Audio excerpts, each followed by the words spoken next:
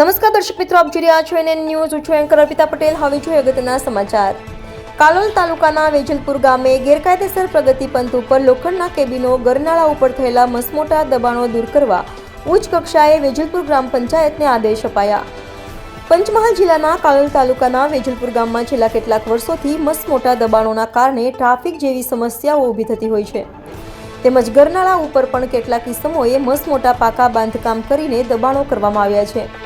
ત્યારે આ સમગ્ર સમસ્યાઓ દૂર કરવામાં આવે તે માટે વેજલપુર ગામના એક જાગૃત નાગરિક દ્વારા તાલુકા સ્વાગત જિલ્લા સ્વાગત કાર્યક્રમ કરેલ અરજીના અનુસંધાનમાં પંચમહાલ જિલ્લાના કલેક્ટર તેમજ જિલ્લા વિકાસ અધિકારી દ્વારા અરજદારે કરેલ દબાણ અંગેની અરજીના અનુસંધાનમાં વેજલપુર ગ્રામ પંચાયત હદ વિસ્તારમાં થયેલા મસમોટા દબાણો, જેમાં રસ્તા પૈકીના દબાણો, લોખંડના કેબિનો, ગરનાળા ઉપર દબાણકારોને ગરનાળા ઉપર થયેલા પાકા દબાણો દૂર કરવા સૂચના આપવામાં આવી હતી.